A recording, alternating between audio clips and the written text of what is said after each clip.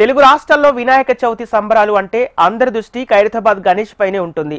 అయితే ఖైరతాబాద్ భారీ గణనాథుడి తరహాలోనే విజయవాడలో కూడా ఈ ఏడాది అతిపెద్ద గణపతి విగ్రహం ఏర్పాటు కాబోతుంది.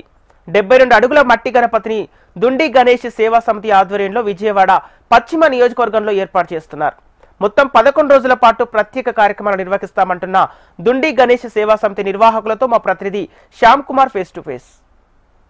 రాష్ట్ర విభజన జరిగిన తర్వాత విజయవాడలో కూడా ఖైరతాబాద్ వినాయకుని తరహాలో చాలా భారీ విగ్రహాలు కూడా ఏర్పాటు విజయవాడలో జరుగుతుంది. గత ఏడాదితో కన్నా ఈ ఏడాది చూసుకున్నట్లయితే విజయవాడలో కూడా 72 అడుగుల మట్టి విగ్రహాన్ని ఏర్పాటు చేస్తున్నారు. డుండి గణేష్ సేవా సమితి ఆధ్వర్యంలో ఈ విగ్రహ ఏర్పాట్లు చాలా చురుగ్గా జరుగుతున్నాయి. దీనికి సంబంధించి కూడా ప్రస్తుతం డుండి రాకేష్ ఉన్నారు. చెప్పండి, ఈ విగ్రహ ఏర్పాటు ఈ సంవత్సరం ఎలా ఉండబోతుంది? ఏదైతే ప్రతి సంవత్సరం మేము మట్టి వినాయకుడిని ఏర్పాటు చేసి అందరికన్నా పెద్ద వినాయకుడిని ఎకో ఫ్రెండ్లీ గణనాథుని ఏర్పాటు చేయాలన్న ఒక ఉద్దేశంతో డుండి గణేష్ సేవా సమితి అందరం కూడా కలిసి 72 అడుగుల మహాగణపతిని ఏర్పాటు చేసుకోవడం జరుగుతూ ఉంది.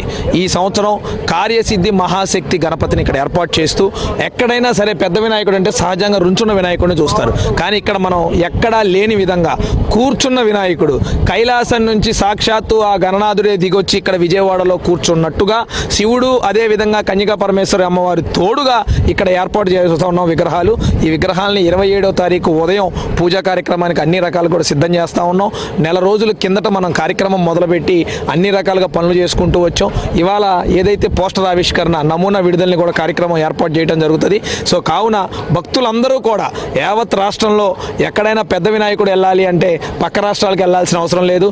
మన విజయవాడలో ఇది 5వ సంవత్సరం డుండి గణేష్ సేవా సమితి పెడుతుంది.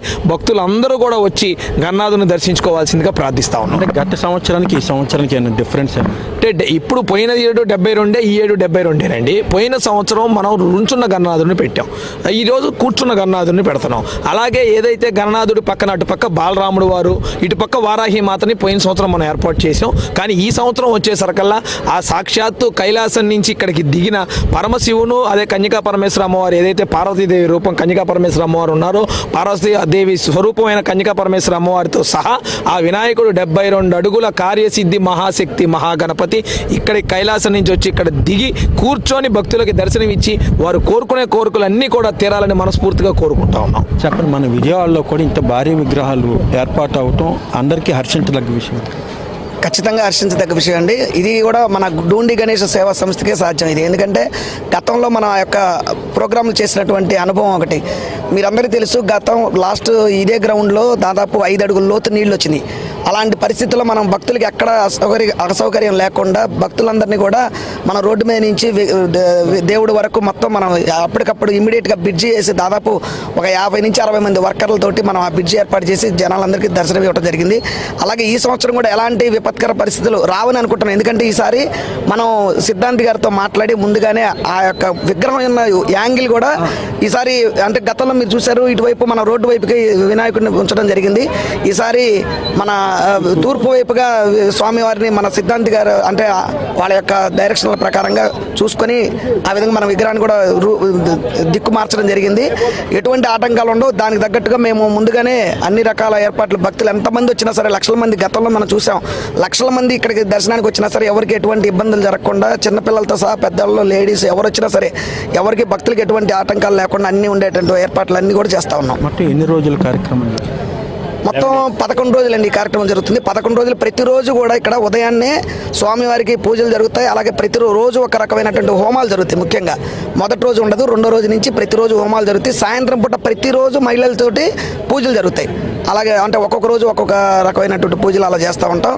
ఖచ్చితంగా ఈ సంవత్సరం అంటే గతంలో ఎవరైనా సరే ఇక్కడ భక్తుల నమ్మకం ఏంటంటే డుండి గణనాథుని మనం ఏం కోరుకున్నా సరే మన విఘ్నాలన్నీ తొలగిపోయి మనం ఎంతో సుఖ సంతోషాలతో ఉంటామనే భక్తులకు అపారమైన నమ్మకం ఉంది. అలాగే అందరినీ కూడా ఈ సందర్భంగా ఒకసారి వచ్చి స్వామివారిని దర్శించుకోవాలని మరీ కోరుతా ఉన్నాం.